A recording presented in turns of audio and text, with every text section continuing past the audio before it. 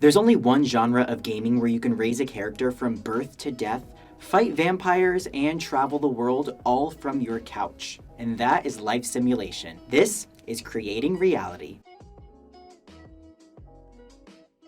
Hello there everyone, my name is Nick and welcome again to Creating Reality. I'm about to take you on a journey through life simulation. As an avid fan of the genre for the past decade, we're going to take a look at the past, present, and future of the gaming category, as well as what makes it so popular. So let's start this journey all the way at the beginning. Part 1. The birth of life simulation. So what is a life simulation game? It is a type of video game where players simulate various aspects of life, including socializing, managing different resources, and making decisions. These games typically involve controlling one or more characteristics of a virtual environment with the goal of achieving certain objectives, or just simply living a regular, fulfilling life that anyone would do in the real world. The history of life simulation dates back to the 1980s with the release of Will Wright's SimCity in 1989. SimCity allowed players to build and manage their own entire cities while also dealing with issues like natural disasters and infrastructure management. And the success of SimCity and creator Will Wright actually losing his house in a house fire caused him to create the follow-up to his very own game SimCity with The Sims, which is the trailer you're watching on your screen right now. The Sims, which was released in 2000, quickly became one of the best-selling video game franchises of all time. After the success of The Sims, Electronic Arts, which is the parent company, decided to release 3 follow-up games. The Sims 2, The Sims 3, and The Sims 4, each with several different versions and over 100 forms of downloadable content. Like, take a look at all of these downloadable expansion packs in just The Sims 4. We have that entire list of expansions, this entire list of game packs, this entire list of stuff packs, and then all of these kits. All of these cost money to download into your game, and there are people that own all of them. And again, this is just in The Sims 4, which is the 4th installment of the game. I don't think anybody could have predicted The Sims to be where it is today, 4 installments and 2 decades later. I mean, in comparison to the video that you just watched, the graphics have changed immensely, and the amount of different features that are in the game now is unmatched to what was in the game 2 decades ago. You start your game by creating a sim in Create a Sim, making them however you want, manipulating their body traits, likes, dislikes, and their clothing options, and then you bring them into your world and you get to do whatever you want with them. If you want them to be an astronaut, if you want them to be a superhero, if you want them to be an actor, a villain, a camper, a stay-at-home mom, dad, anything in between, it literally is all up to you, and you get to build their house, you get to customize their world, you get to place different lots, you get to travel with them, go on vacation. The possibilities are legitimately endless nowadays, and that might be one of the reasons that draws people to play the game. Since its launch in the year 2000, The Sims has become an immensely popular life simulation game, with people wanting to play the game for forms of escapism, creativity, and social simulation. So let's talk more about that in part 2, the psychology of life simulation. There are many different reasons why people play The Sims or other life simulation games, and although you may think it's just for fun, research tells us otherwise. ExploringYourMind.com posts a few reasons as to why people might play life simulation, including the fact that they offer a sense of control. It's easy to get what you want when you can control what you get in The Sims. They also allow us to get reinforcement in simple ways by enjoying certain rewards with very little effort. My Sims in the game have a money tree. All they have to do is collect the money tree every single day, and they have $10,000 in their bank account. Do you know how many months I would have to work to make $10,000? In The Sims, it takes quite literally minutes and no experience to get your dream job, and just about a few hours in the real world to get a promotion to the top level of your career. And this is that instant gratification that ExploringYourMind.com was talking about. Life simulation has also been a proven outlet for those who want to be architects or interior designers. Hear this testimony. I often look to The Sims as an outlet for creativity because as an interior designer, I have to follow a bunch of codes when decorating or designing, and I have to follow certain rules. And in The Sims, of course, you don't have to do that. So it's like an outlet that I can use to just decorate and have fun and have this escape from the world. That was the voice of Florida-based interior designer Brianna Paz, who downloaded The Sims 4's Dream Home Decorator in order to take her real-life career into The Sims 4. And it's really crazy how truly anyone could do that and just do what they do in real life for fun. Now, they don't have every single career you can imagine, like they don't have a career in college admissions, but they have some really cool things, and it just allows people to escape from the real world. The Sims also focuses on relationships and family dynamics. Could it be possible that people play The Sims to practice romantic interactions and to simulate what a family situation would be like? It might seem crazy until you see the statistic that there were 289 million woohoos in the year 2022, which is The Sims version of physical intimacy, and the most popular trait is romantic, cheerful, and creative. And these statistics were reported by EA and shared on digitalspy.com. And this may go hand in hand with the fact that Gen Z has a researched and proven fear of commitment and some lack of communication skills. And the quote you're seeing from phsprecedent.com also says that technology is to blame. So is life simulation also playing into this? Are people getting all the fulfillment they need from a life simulation game? However, escapism seems to be the most popular reason why people play The Sims and other life simulation games. And honestly, I perfectly agree with this. When I was stuck home during quarantine, there was nothing I wanted to do more than go downstairs and just escape from the world around me and go play The Sims, a world that is COVID-free and a world that has quite literally anything you could imagine. And sometimes it's really crazy how people just want the simplest things. As reported by the Sims community and voted on by Sims fans, the most popular stuff pack is laundry day stuff. A tedious household daily chore like laundry in real life, people don't want to do it, is the most popular pack for players in a virtual life simulation game. Let's move on to the next topic. We're going to talk about the demand for life simulation. Just in the last few years, several other gaming companies have released their competitors for The Sims and life simulation games.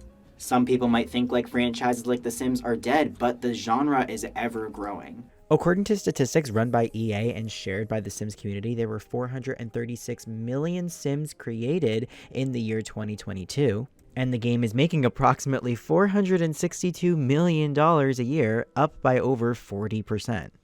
Now that is not a small number, and that is not a dying franchise to me.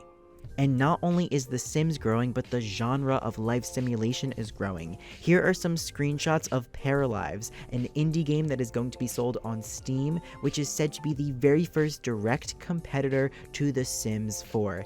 The graphics look insane, it's so different, and such a fresh switch up to this genre that has been dominated by The Sims for over 20 years. As life simulation games continue to evolve, one question arises, and that is how much control should a player have over life? On your screen right now is the trailer for the brand new life simulation game created by Paradox, which is called Life by You. It is set to also directly rival The Sims after 2 decades of it being the dominating franchise in the life simulation sphere. It is going to be an open world life simulator, and you can control quite literally everything. As where The Sims is more so controlling your own personal character and their daily life, in Life by You, you can truly create and control life. You can control the world, you can control what it looks like, you can control all of your neighbors in town, you can control your own Sims, their own dialogue, what the objects in the game look like, how they travel around. The amount of content that has been shown to us so far in a game that is so early on in the development stages is insane. You can go to work with your characters, you can shop with your characters. These are all things that you can't necessarily do in The Sims, especially upon its initial release. So a lot of fans are quite literally freaking out, including me. But again, is this too much, or is this the future of life simulation? We get to tell our stories, we get to create our characters, but is just controlling quite literally everything in the world too much power for a human being to have? Because if this is how advanced it's going to be now, how advanced is it going to be like 5 years from now? Let's move on to something a little bit more creative. Now we're going to talk about content creation in the life simulation realm. As a content creator myself, I have noticed an immense change when it comes to the content creation realm of life simulation. I started a long time ago making half-hour to hour-long videos of myself playing The Sims, and I would watch other people play The Sims and other life simulation games for hours on end. And now 15-second TikToks, Pictures on Instagrams and really quick YouTube shorts seem to take precedence in the content creation realm. I've definitely made my own, and let me tell you, the views are drastically different. First thing I want to show you what we're looking at is the same exact video that I posted as both a YouTube short and as just a 2.5-minute tutorial. My YouTube short, 1,300 views. My tutorial, 450 views. And yes, that is still a pretty high number, but that is also a pretty drastic difference. Here we are looking at my YouTube studio. These are all of the videos that I have uploaded recently, and these are some videos that I have yet to post and that are posting. You see that my views are pretty steady in the double digits, but as we scroll down to my string of YouTube shorts, are we seeing what I'm seeing? 1,000 views, 1,000 views. We got some triple digit views, 1,000 views, a very high 400 number, and then, we go right back here to that 33-minute video, 26 views. It's insane how it's changing. And if you were to scroll all the way back on my channel, you would see that I used to get thousands of views on videos like this. And as I sat at home in my basement editing this video, I truly begin to wonder, how much is my content going to change permanently? I've been so used to creating long forms of content, 30-40 minute videos. I even used to live stream for hours and hours and hours on end, and I would get hundreds of views. Do I have to stoop down to a level where I'm creating 15 seconds of content just to accommodate for people's shorter attention spans? Yes, I am definitely part of the problem. I definitely do too enjoy a shorter TikTok. I'm guilty. I watch TikTok simmers now, there's not too many YouTube simmers that are popular nowadays.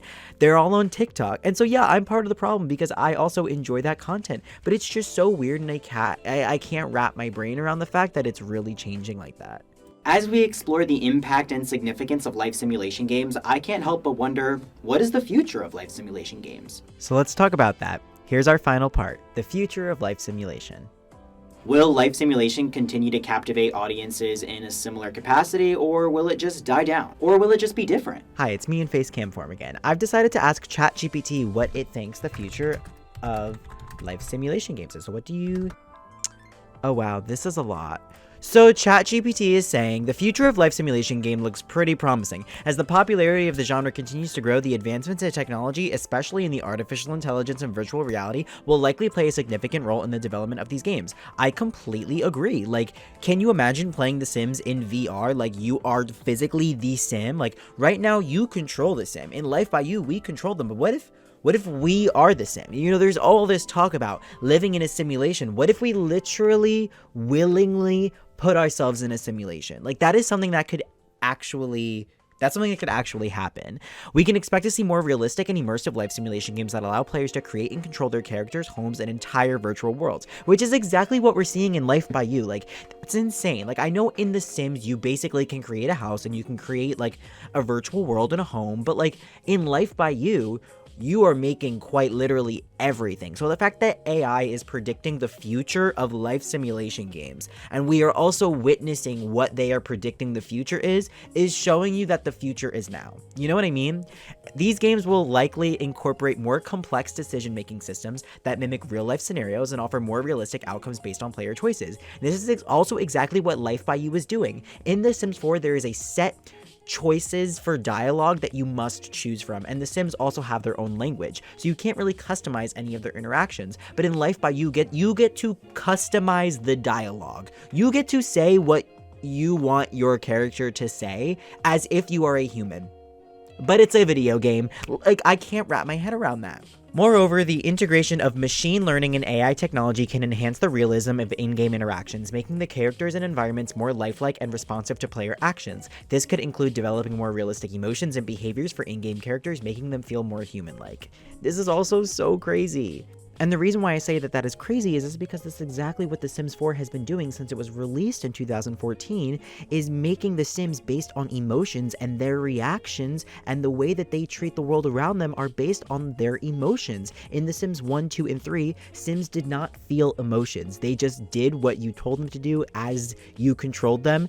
Now they actually have responses and reasons and different ways that they complete the things you tell them to complete based on the way they feel. And in the newest $40 expansion, Sims also have different ways of interacting with the world around them through different family dynamics. They will treat their family members differently based on the family dynamic that they either build themselves or you set for them. And Sims even have enough personality and emotion to suffer a midlife crisis. They can want desire for success, relationship, love, different kinds of things based on the way that they have been living their virtual, completely not real life. As more and more people turn to smartphones and having entertainment at their fingertips, will they have gaming at their fingertips too? The answer is yes. The Sims currently has 2 mobile games on the App Store, one being The Sims Mobile and the other being The Sims Free Play. Both are generally free-to-play games that don't necessarily compete with the PC and console versions of the game, but definitely have their own unique style to them and their own unique goals. So the incredible thing about this is that simulation games in the App Store in the year 2021 accounted for 3.15 billion downloads, and that is according to Udonis.co. The other crazy thing is that the generated total revenue of simulation games in the year 2027 is projected to reach $26.6 billion when you include mobile gaming. And that is just a ridiculous number. Now I have had my hand at these mobile Sims games, and although I can't say I enjoy them just as much as I've enjoyed playing them on console or PC, let me tell you, they can be a lot of fun if you put your whole heart and soul into it. And especially because they're free. A lot of Simmers on Twitter have complained about the fact that these mobile games are getting way better features than the games you're paying $30 and $40 for. And maybe that's why the future is with mobile gaming. No matter where the future is with life simulation, I feel pretty confident that The Sims, even in its new installment with Project Renee, which is expected to be renamed to The Sims 5 upon release, will do just as well, and that the life simulation category is not going anywhere, no matter its competitors or different platforms that it's going to be played on. I am thoroughly really excited to see some of these things that ChatGPT is claiming life simulation will get to, and I'm really convinced it's coming sooner than we think. Thank you for joining me here today on Creating Reality, a journey through life simulation. I can only hope that we gave you a great overview of the history and future of life simulation, as well as cover why people play it. To me, what stands out the most about life simulation is how players immerse themselves in the game so differently. There really are endless possibilities and so many other simulation games that we haven't even covered. Try farming, trucking, flying. We're just touching the surface when it comes to simulation games here. And with the future of life simulation games looking pretty good, I'm super intrigued to see how this genre changes within the next decade or two. Thank you all for joining me here today. If you have any questions, please feel free to leave them in the comments down below. Give this video a like. Not only is this for school, but I did this for fun, and I've truly enjoyed being here on Creating Reality. I'll see you guys soon. Thank you so much for joining me here today on Creating Reality, a journey through life simulation. This was my capstone project, aka my last undergraduate project for my time at Rutgers University, and I have had an absolute blast putting this together for you all. I would really appreciate your support in following me over here on YouTube, and if you're interested in my Sims 4 content, checking out some of the things that I have to offer you. If you're interested in getting to know me a little bit more, you can follow me over on LinkedIn, where you can see all of my other professional development opportunities, and by following me on TikTok at nick.tgenero to support my social media career. Thank you all for watching. I hope you enjoyed. If you did, please like this big up, and I will see you guys all again next time. Goodbye. Woo!